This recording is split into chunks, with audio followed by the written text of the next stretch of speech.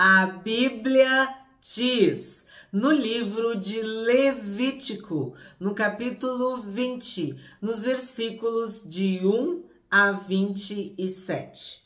O Senhor disse a Moisés: diga também aos filhos de Israel: qualquer dos filhos de Israel ou dos estrangeiros que peregrinam em Israel, que entregar um de seus filhos a Moloque, será morto. O povo da terra o apedrejará. Voltarei o meu rosto contra esse homem e o eliminarei do meio do seu povo, porque entregou um de seus filhos a Moloque, contaminando assim o meu santuário e profanando o meu santo nome. Se o povo da terra fechar os olhos para o que esse homem fez, ao entregar um de seus filhos a Moloque e não o matar, então eu voltarei o meu rosto contra esse homem e contra a sua família e o eliminarei do meio do seu povo, com todos os que o seguem e se prostituem com Moloque. Eu já expliquei para vocês que o contexto histórico e cultural de Israel era de povos, de nações pagãs, politeístas, idólatras, que adoravam, cultuavam divindades, entidades, deuses com letras minúsculas. E cada uma dessa divindade exigia um determinado sacrifício, um determinado ritual, um determinado culto. Já expliquei, acho que em 2 ou 3 ocasiões e vídeos sobre Moloque. Inclusive, eu já falei sobre a palavra Moleque, que é derivada, que é da raiz de Moloque, que não é uma palavra boa para se referir a um menino, a uma criança. Nós aqui no Rio Grande do Sul falamos guri, a um garoto, enfim, porque ela tem uma conotação, uma história sobre o Deus, esse Deus com letra maiúscula, é esse ídolo que exigia sacrifício de crianças, E aqui Deus está sendo claro. O Senhor disse a Moisés: entregar um de seus filhos a Moloque. Aí tu pensa, mas hoje isso é proibido, isso é um crime. Pois então, Deus está ensinando ao povo o que é errado, o que é proibido, o que é crime, o que é abominação, o que é pecado. Pensa numa sociedade, numa comunidade que não tinha padrão moral, ético, como é que a gente fala? Bom senso, juízo, discernimento. Não. Eram pessoas, seres humanos, entregues às suas vontades, aos seus caprichos, aos seus desejos, aos seus instintos, livres, leves e soltos, vivendo a vida do jeito que queriam. Quando tu tem um Deus, quando tu tem uma Bíblia, quando tu tem o Espírito Santo habitando em ti, ele faz o processo de santificação. Ele te ensina a obedecer ao Senhor. Ele te ensina a frear os teus desejos, as tuas vontades, os teus instintos. Ele te dá um caráter espiritual, porque nós temos uma inclinação natural. Nós cedemos às tentações e à natureza humana. E o que acontece conosco quando nós recebemos o Senhor Jesus como nosso único e suficiente Salvador? Ele vem morar conosco, em nós, é o Deus Emanuel. E ele começa a limpeza de dentro para fora. Então, o nosso padrão é o padrão do amor. E um pai que ama seu filho jamais vai fazer isso. Então, Deus explica que o castigo era a morte, porque fazer isso era algo maligno e era um crime. Então o castigo tinha que ser severo, tinha que ser extremo. E qual é o maior castigo? A morte. E aí eu vou falar para você sobre os nossos dias, em que as pessoas, os pais, eles não servem a Moloque especificamente, mas eles entregam os seus filhos a divindades. Eles não vigiam, eles não protegem, eles não cuidam. Eles deixam seus filhos à mercê de espíritos malignos, imundos, caídos. E muitas crianças são perturbadas. Tem algumas palavras, né, que eu não posso falar, mas elas sofrem violência de várias ordens, né? Física, psicológica, mental, sexual e sim, espiritual. Por quê? Porque os pais que deveriam guardar, zelar e proteger não tratam com zelo, com seriedade, com responsabilidade, com compromisso essa missão e entregam seus filhos.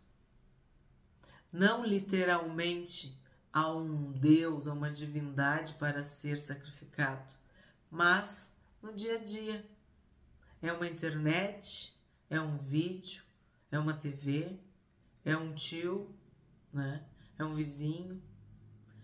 Enfim, não fazem o que a Bíblia diz. A Bíblia diz: ensina o teu filho, a criança, no caminho que ela deve andar.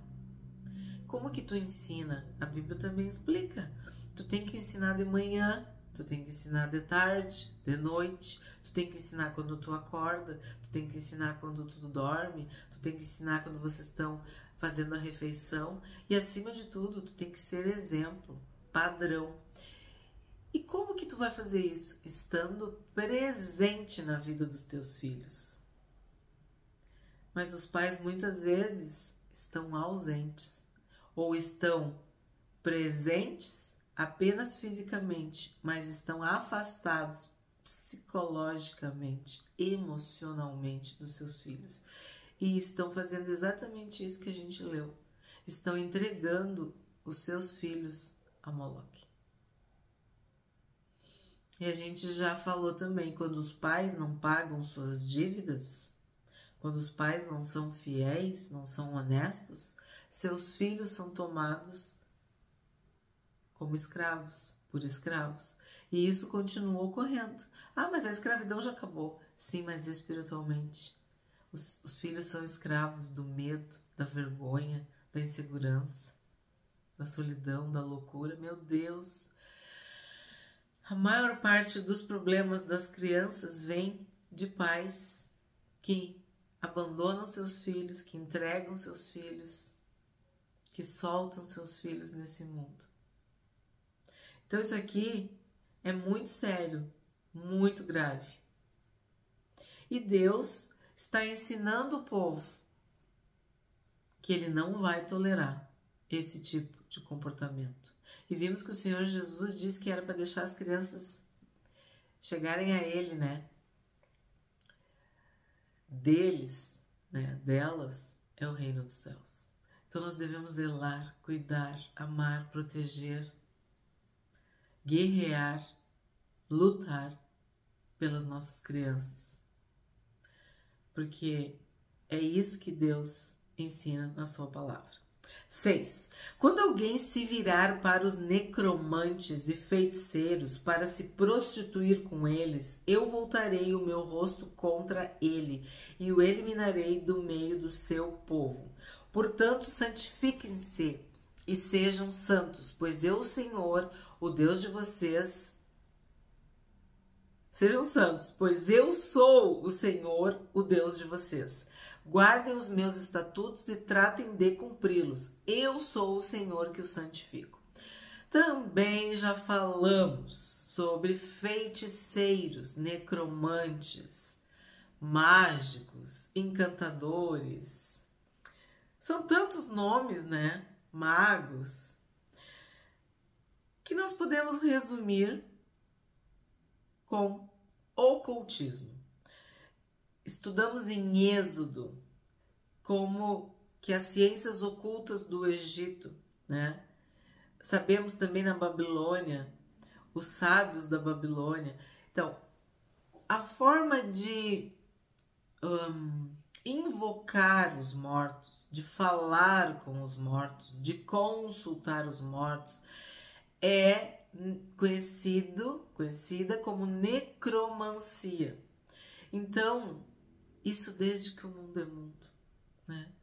As pessoas têm esse fascínio pelo ocultismo, pelas ciências ocultas, pelo esoterismo, pelos mortos, pelo mundo dos mortos, pelos espíritos, pelo mundo espiritual. E Deus está deixando bem claro, ó, quando alguém se virar para os necromantes, quando alguém for buscar, for procurar, quer manter contato, ter relacionamento, e isso Deus não permite, Deus não concorda. Isso não é de Deus. Vimos em Eclesiastes, o mundo dos mortos é o mundo dos mortos. Nós somos vivos, então nós devemos viver, falar, conversar, conviver, estar com os vivos. O mundo dos mortos não nos compete. Por quê? Porque Deus é que dá a vida e é Deus que tira. É Deus que dá e é Deus que leva. Todos nós temos um tempo. Os nossos dias estão escritos no livro da vida. E Deus é que sabe a hora de recolher. Então, a maioria das pessoas que está consultando os mortos, sim, tem curiosidade, tem outras coisas, tem, mas é porque elas querem manter o contato com aquele ente querido, com aquela pessoa que de alguma forma tem um valor, uma importância para ela. E isso parece tão piedoso, é uma sensibilidade. Isso é pecado diante de Deus, porque no fundo, sabe o que tu está fazendo? Tu está desobedecendo o Senhor. Tu não aceita a morte, o fim daquela pessoa, e tu quer continuar se relacionando com ela. Tu quer continuar vivendo com um morto como se ele fosse vivo. Então Deus está dizendo que não pode. E qual é o castigo para quem consulta os feiticeiros necromantes? A morte também. E aí tu pensa, tanto no caso de oferecer o filho, quanto no caso de consultar os mortos, a pena é a capital, é a pena severa, é a pena extrema, é a morte. E aí as pessoas dizem, mas agora tu não vai matar. Literalmente tu não vai matar, mas espiritualmente, quem adora falsos deuses, nós vimos.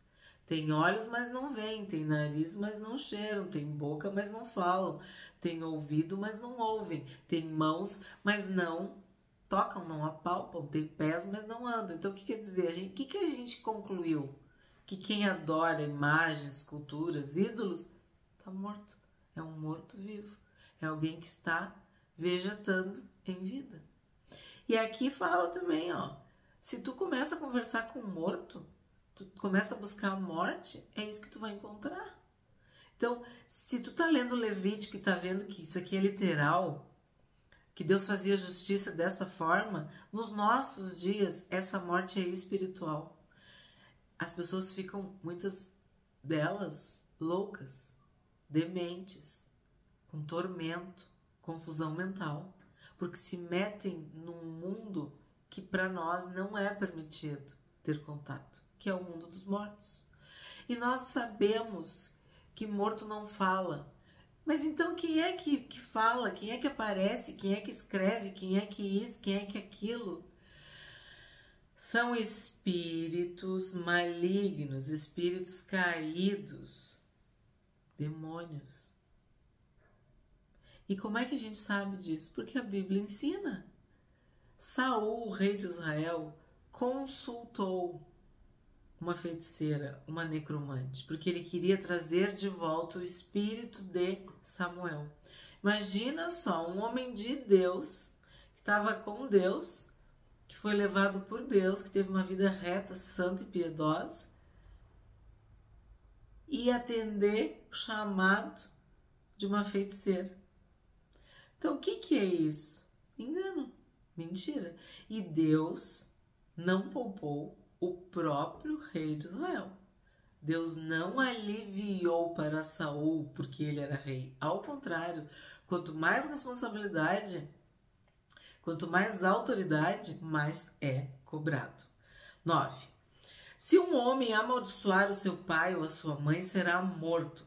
Amaldiçoou seu pai ou a sua mãe, é responsável pela própria morte. Olha, esse texto é muito explicativo. Honra o teu pai e a tua mãe para que se prolongue os teus dias na terra que o Senhor teu Deus te dá, para que te vás bem, para que sejas feliz sobre a terra. Amaldiçoar o pai ou a mãe é o oposto de honrar. Se tu honra e tu tem uma vida longa, a promessa de Deus para um filho, uma filha obediente é uma vida longa, é longevidade, é bênção, é vida feliz. Porque Deus escolheu aquele pai e aquela mãe para ti. E tu não é chamado, convocado, ordenado a honrar um pai bondoso, uma mãe amorosa. Não, honra teu pai, honra tua mãe, ponto. Então, aqueles que te deram a vida, aqueles que te geraram. Ah, mas a minha mãe era isso, ah, mas o meu pai era aquilo, mas tu não sabe o que aconteceu. Honra. Vimos os filhos de Noé, que mesmo diante da embriaguez e do pecado do pai, o honraram. E vimos o outro filho, que desonrou o pai e foi amaldiçoado por Deus. Então, amaldiçoar o pai e a mãe é o oposto de honrar. E aqui diz, ó, é responsável pela própria morte. Então há muitas interpretações. Quem não obedece, quem não respeita, quem não honra seu pai e sua mãe vai ter uma vida desgraçada e infeliz, miserável. Ou vai ter uma morte precoce, ou vai ter uma vida com doença, com tragédia, com coisas, porque aquela pessoa te deu a vida e tu deveria ter, no mínimo, esta consideração, esta honra. E aí, isso muitas vezes gera na pessoa um ressentimento, um rancor, um ódio, e isso vai fazendo mal para a pessoa. Uma mágoa. Temos visto uma água má que te envenena, que é contaminada. Então, aqui, quem amaldiçoasse o pai e a mãe seria morto, literalmente morto.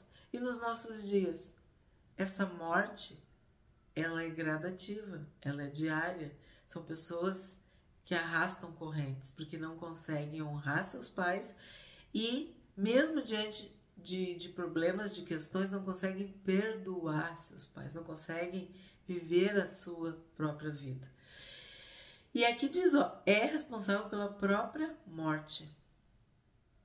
Então, tu mesmo vai cavar, tu mesmo vai procurar. E eu tenho que lembrar que o Senhor Jesus falou em Mateus, expondo os fariseus a respeito deste mandamento de honrar a pai e mãe. E Jesus diz que eles faziam o contrário. Eles amaldiçoavam porque aquilo que era para ser feito pelos pais, eles ofereciam, vamos dizer assim, no templo ou para a religião. E Jesus disse que eles estavam... abre aí também, meu irmão. Mateus 15, vamos ver. A palavra no original é corbã. Significa que tu vai... Aquilo que era de direito do teu pai e da tua mãe, tu vai oferecer para Deus. Tá? Mateus 15, de 3 a 7. Jesus falando com os fariseus, né? Por que também vocês transgridem o mandamento de Deus por causa da tradição de vocês? Porque Deus disse, honre o seu pai e a sua mãe, e quem maldisser o seu pai ou sua mãe seja punido de morte. Então aqui em Mateus, Jesus, o Senhor Jesus, nos evangelhos, está citando Levítico. E sim, esse versículo aparece muitas e muitas vezes na Bíblia. Vocês, porém, dizem que se alguém disser a seu pai ou a sua mãe, agora que vem, a ajuda que você poderia receber de mim é oferta ao Senhor. Esse oferta ao Senhor é esta palavra corban, que algumas Bíblias, talvez a tua, apresente, traga esse termo. Esse não precisará mais honrar os seus pais, e assim vocês invalidam a palavra de Deus por causa da tradição de vocês, hipócritas. Palavras do Senhor Jesus. Então, eles não honram seu pai e sua mãe, eles não ajudam, eles não servem. E aí eles dizem que aquilo é oferta ao Senhor, quer dizer, eles não fazem o que é para fazer e ainda botam na conta de Deus. 10. Se um homem adulterar com a mulher do seu próximo, será morto o adúltero e a adúltera. Já vou parar por aqui, porque nós sabemos em João 8 que o Senhor Jesus, aquela passagem da mulher adúltera, que colocaram a mulher adúltera, esta mulher foi pega em flagrante adultério. E a pena de morte, né, era o apedrejamento. E aí Jesus diz aquela frase célebre, né? Quem não tem pecado, que atire a primeira pedra. E a Bíblia diz que, começando pelos mais velhos, eles foram soltando as pedras no chão e se afastando, indo embora, cada um pro seu canto. E só fica Jesus, né? E a mulher adúltera. E Jesus diz: onde estão aqueles que te acusavam? E ela diz: não tem mais nenhum, foram tudo embora. E ele diz: pois bem, eu também não te condeno. Vai e não peques mais. Então, Jesus deixou bem claro que o adultério é pecado. Mas a lei dizia que quem tinha que morrer era o adúltero e a adúltera. E aquilo ali era uma pegadinha. Mais uma que eles nunca conseguiram, né? E aí eu te falo, como é que tu sabe disso? Lendo Levítico, lendo o Pentateuco, lendo a lei de Moisés. A Bíblia é uma só. E o Senhor Jesus sabia dessa falácia, desse sofisma, desse engano, dessa mentira que ia começar, que as pessoas... Eu só falo, mas eu sou evangélica, eu leio os evangelhos, eu leio o Novo Testamento, eu estou na graça, na Nova Aliança, um monte de conversa, para quê? Para pular as partes, para evitar o confronto, a realidade, né? A Bíblia é isso, tu lê e é como um espelho, reflete, tu vê o que tu tá fazendo, né, de errado. O que tu precisa consertar, melhorar, santificar.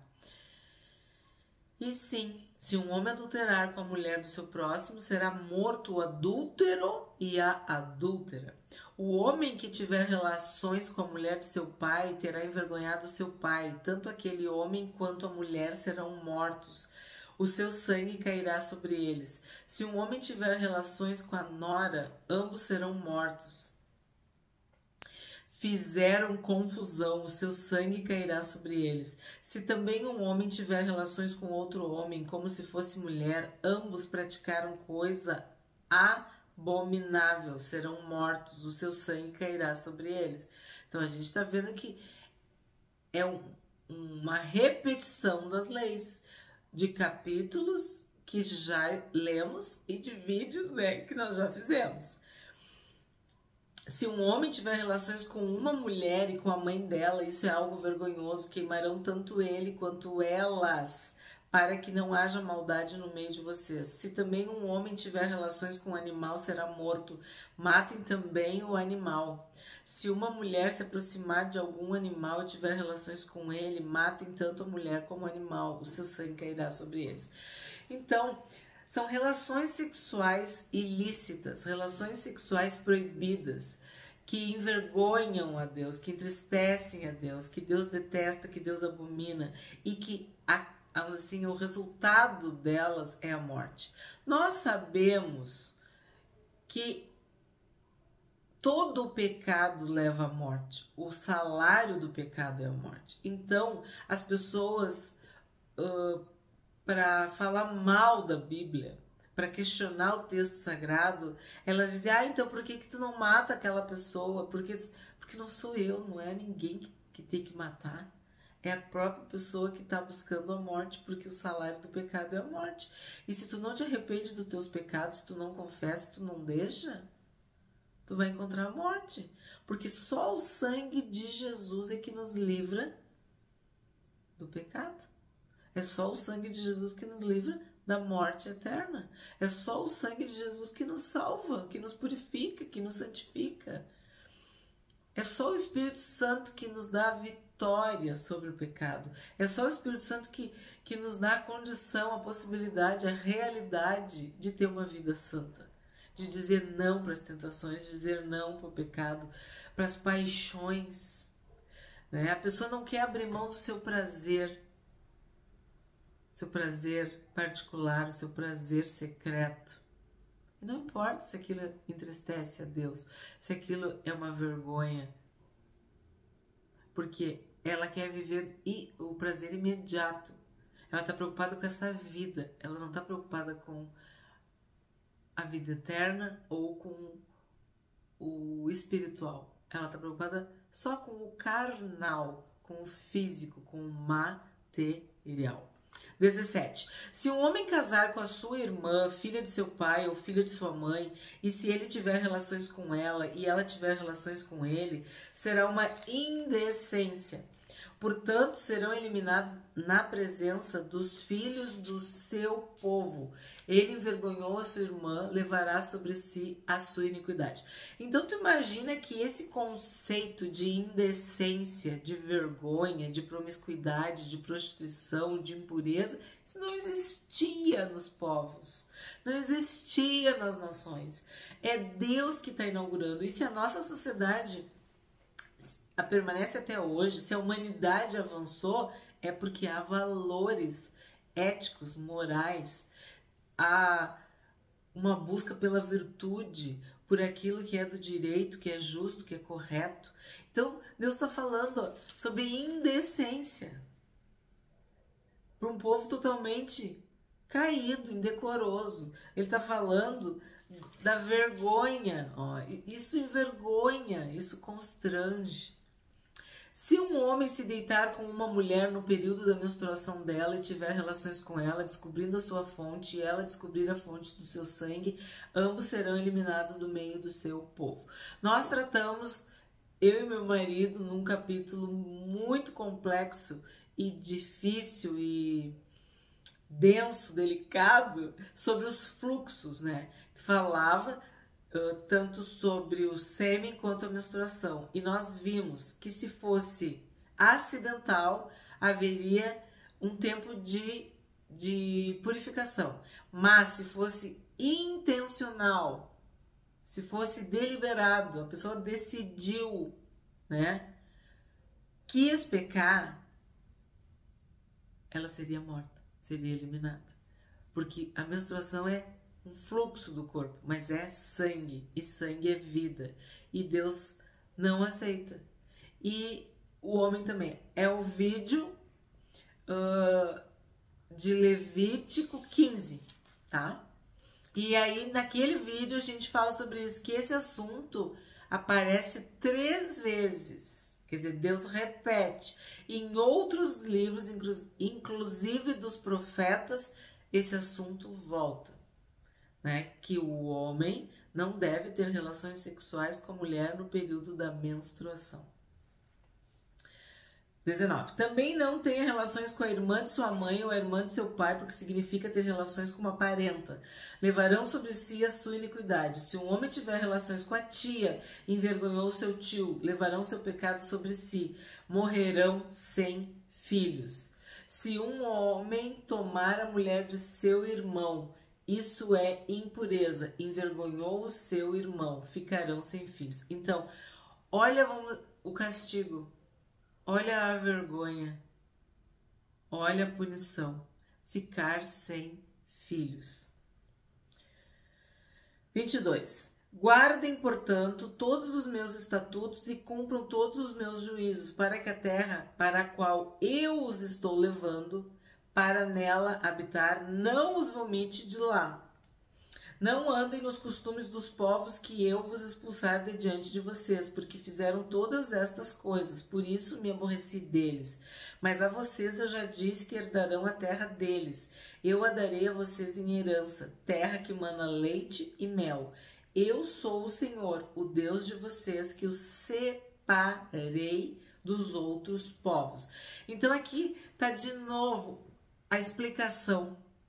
Levítico é santidade, é uma separação.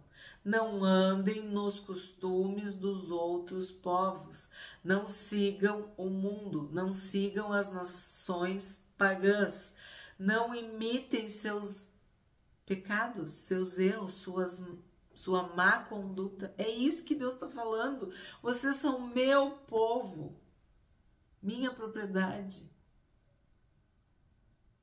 Vocês têm que ser santo, porque eu sou santo. Esse é o tema central de Levítico. 25. Portanto, façam distinção entre os animais puros e os impuros, e entre as aves impuras e as puras. Não se façam abomináveis por causa dos animais ou das aves, ou de tudo que se arrasta sobre a terra, os quais separei de vocês para que as considerem impuras. Sejam santos para mim, porque eu, Senhor, sou santo, e os separei dos outros povos para que sejam meus. Então, o princípio de Deus é esse: vocês são meus. É como um pai zeloso, uma mãe zelosa, que o filho pede para fazer uma coisa que não tem nada a ver, e ele diz: tu não vai fazer. Ah, mas todo mundo vai. E aí ele diz: tu não é todo mundo, tu é meu filho. Ou eu, como professora, também: ai, prof, mas eles vão fazer. Eu digo: vocês não, vocês são meus alunos, vocês não vão fazer isso. Então, tu cuida, tu zela, tu dá exemplo, tu resgata a identidade. Quando tu ensina a santidade, o limite, o que é certo, o que é errado, o que é puro, o que é impuro, né? É isso que Deus faz na Bíblia inteira. Vocês podem comer tudo do jardim, mas aqui não pode. Essa árvore aqui, esse fruto aqui não pode. Vocês são luz, vocês não são trevas. E é isso que Deus está fazendo, trabalhando no povo, ensinando o povo. 27. O homem ou mulher que sejam necromantes ou sejam feiticeiros serão mortos, serão apedrejados, o seu sangue cairá sobre eles. Então vem novamente o assunto dos feiticeiros e das necromantes, do ocultismo, que a gente já tinha falado no início do capítulo. E isso é óbvio que havia no meio do povo de Israel feiticeiros e necromantes, porque se na volta existia essa prática e muitos estrangeiros estavam entre o povo de Israel, eles estavam ali fazendo aqueles rituais e, vamos dizer, influenciando o povo, porque Deus fala de algo que está acontecendo.